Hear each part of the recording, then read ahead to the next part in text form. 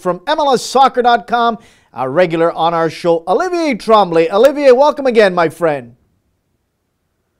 Hello, Anthony. How are you? I couldn't be better. Pleasure to have you back on. Let's talk about that game last night. It put a smile on many Impact supporters back home in Montreal, but a lot in MLS took notice. What a performance by the Impact. Almost coming away with a massive win, but a draw is good enough. Talk about it, Olivier.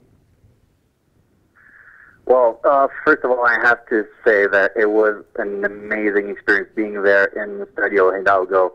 The Montreal fans that were there were about 35 of them.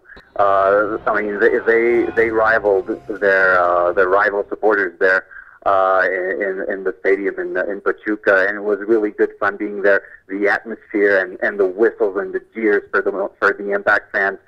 Evan Bush just isn't a very popular guy in Pachuca for what they perceived as his antics, but he was sporting almost a black eye after the game. If you remember, in the beginning of the game, Bush took a knock to his face, and he was not playing. He was not inventing an injury there. And yeah, it was a really exciting game. And when the second goal got in, Dilly Duca's second, after Justin Memphis was very good again in that game.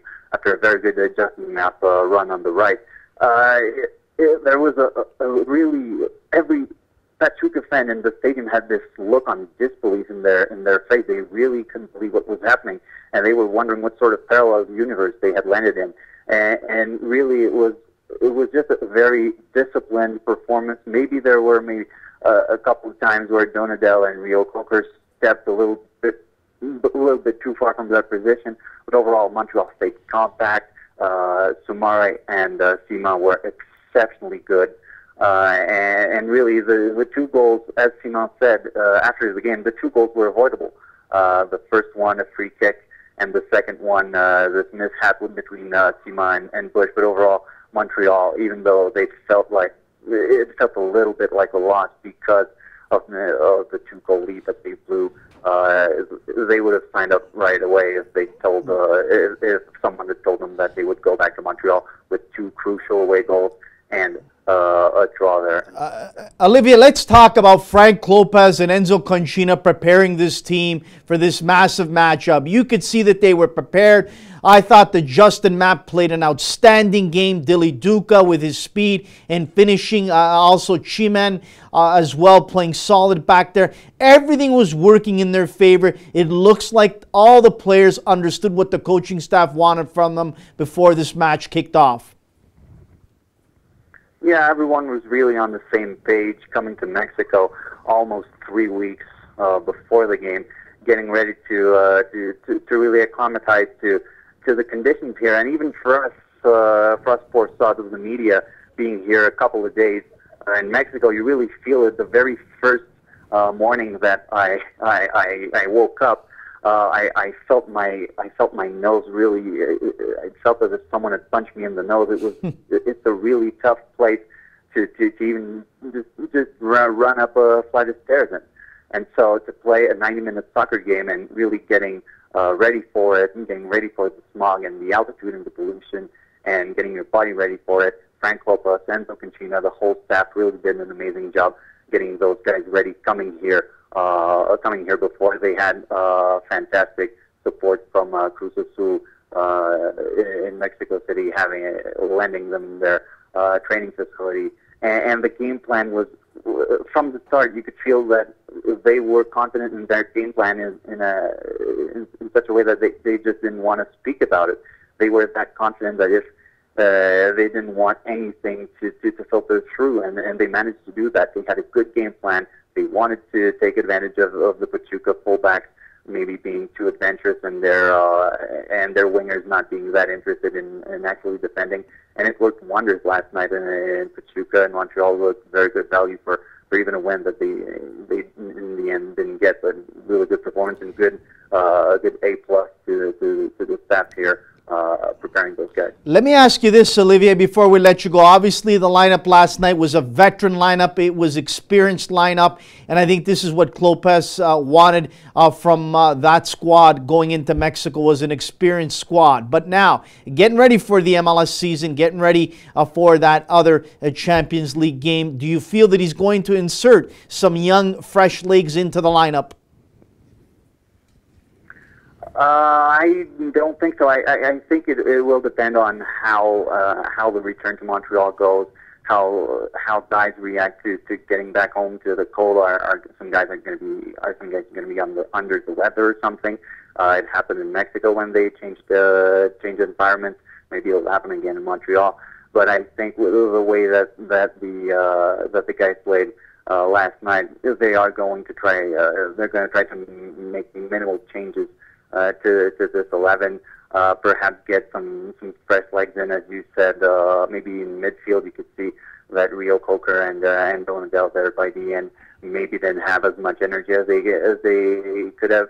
And Callum Malice was a welcome addition to the midfield in those circumstances.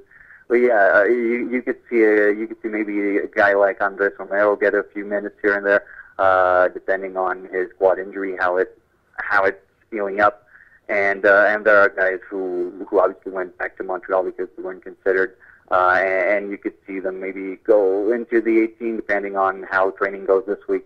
It's going to be an interesting week of preparation for Montreal until March 3rd, and I think they're going to have a good house there in Olympic Stadium, because at 2-0, I think a lot of people went straight to the box office on the internet and bought their tickets straight away. So it's going to be good fun on March 3rd, I think. We'll close it out with this, Olivier. Give us a taste, give us a feeling of the atmosphere leading up to that game from the supporters of Pachuca, of what they were saying about MLS, the impact, what they were saying about what they were going to expect. Give us a taste and feel of the whole experience.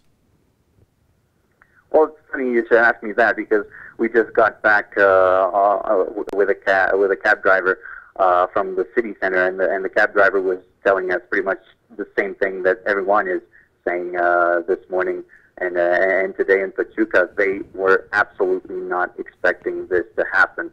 They thought they were going to win very comfortably by a significant margin, and it felt a little bit that way going into the game as well. I went to an official club store, Pachuca club store, early on in my trip, and those guys who were working there, they didn't think that there would be many people in the stadium for that game, for reasons that I just told you. They just expected a blowout, and they didn't think people would show up for it. But the atmosphere around the stadium, once that it started to sink in that maybe this MLS team wasn't as bad as they thought. You could see at halftime people going to the restroom with a worried look on their face and not recognizing their team. But to their credit, once that first goal, the free kick went in, they really did believe. The crowd was shocked after the second goal, but they really did believe. They pushed their guys on. And they were pretty loud, but again, the Montreal supporters rivaled with them all the way. And today, you know, it's most people will tell you, well, fair play to Montreal, fair play to MLS, fair play to North American soccer, and by that I'm including Mexico, obviously, and fair play to them, because they came here and they almost beat us. No excuses whatsoever. And I think there's going to be a more measured approach to the build-up to the game on March 3rd.